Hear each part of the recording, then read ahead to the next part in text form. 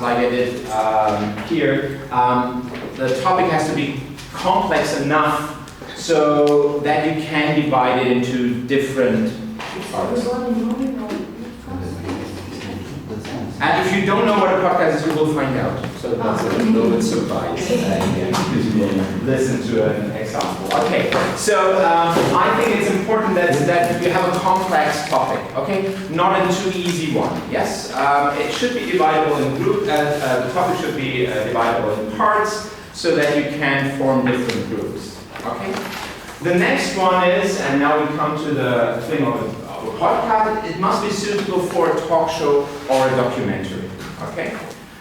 So it should be something where you think, oh yeah, I would like to listen to a talk show about this topic, or I would like to see a documentary on that topic, okay? So that's about the complexity. So in my case, I'm an English and history teacher, it could be a historical topic, okay? In my case, it was the golden age of England, so England in the times of Henry VIII and Elizabeth I.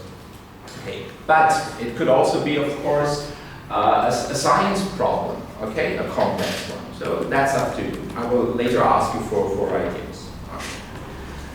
Then, for teachers, always important, how much time do I have in hand? How much time do I want to invest?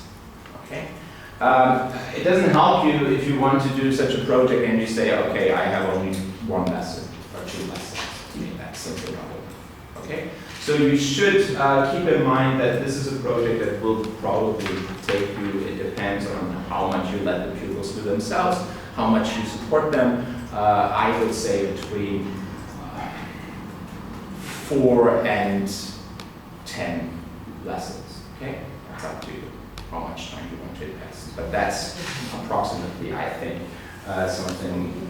If you do it the first time, you probably need more time. If you do it the second, third, or fourth time, it can be cramped into a smaller space.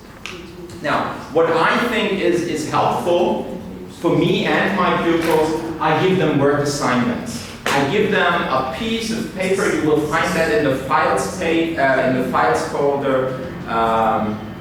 A work assignment, okay? There I write down all the tasks they have to fulfill in the course of the project, okay? I start with where do they get the background information from, what do they need to research, what do they need to write the dialogue, what do I expect, how do we record the dialogue, and in the end, how do they edit the dialogue. Okay.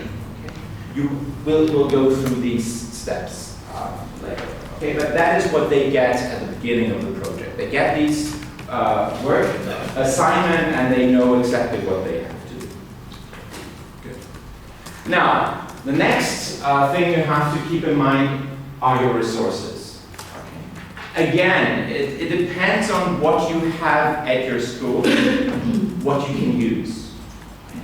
So I'll give you an example. At our school, we have a wonderful school library. Okay.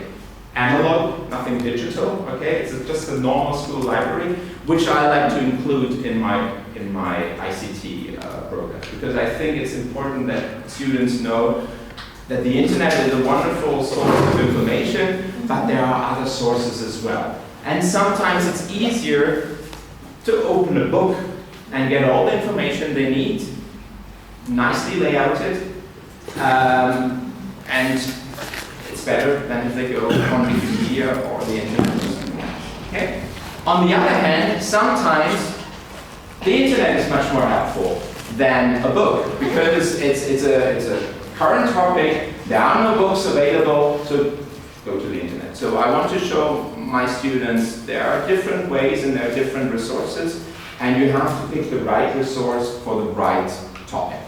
Okay? So I always include the school library. We also have a computer room.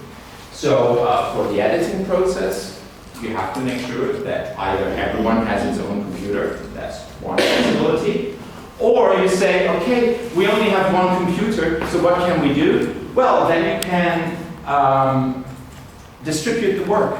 You say, okay, one group is responsible for the research, and since we have only one computer available, we have an editing group. Okay, this group will be responsible for the editing process. Okay. We have a nice computer room with quite a lot of computers, so I can give every student a computer if I want to. Okay. But that depends on your school. Okay, so that is something you should keep in mind. And it's also important that you never say, okay, we can't do that because we don't have the resources. Because there's always a possibility, and most schools have a computer, and you can work with one of them. The next one is the distribution. That is something where it's not so much about the facilities, it's more about the laws. For example, in Germany, it's almost impossible to put something on the internet that was made by students, okay? Because the law says, no, that's not possible. Okay? Maybe in other countries, the rules are not that strict. Okay? Maybe you only have to ask the parents, is it okay that we publish that? Okay? But that again depends on your school, it depends on your country, it depends on your laws. So this distribution. And the next one, last but not least, are the goals. Okay? What do you want to achieve? And here I focused on skills. That's a big topic in Germany at the moment. More and more we are asked not to focus on the topic itself, not on the content, but more on the skills. Okay? Teach the students how to do things. Okay? Don't teach them information, teach them how to do things. So I focused on the skills. So first of all, I did that in my English class. So reading is, of course, an important topic. Now, how can we use a podcast to enhance reading skills? Well, the research process. The research process focuses on reading, on gathering information, but also to understand information. Okay.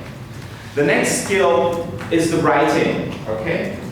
If we have a look at a podcast where they need to write text, of course, when they write the script for their podcast. So, okay, that is covered. Next thing.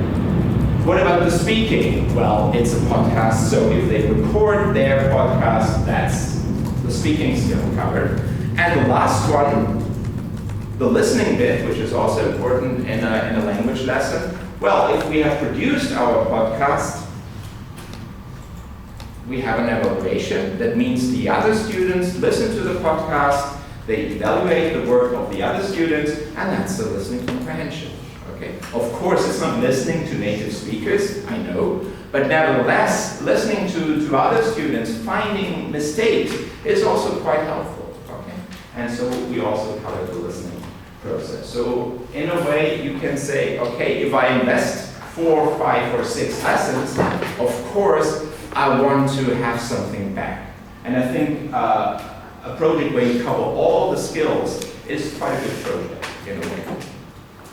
So we improve our students' skills, but we also improve our students' ICT competencies. Okay? And I think what is very good by using such a project is that the ICT competencies are not in the focus. It's something they have to pick up on their way. Yeah? I don't do ICT classes. I simply use computer as a means to improve their English.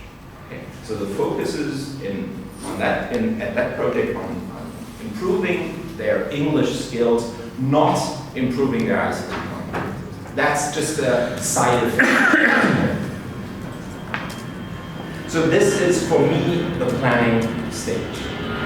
Before I ask you to come up with some ideas, are there any questions so far?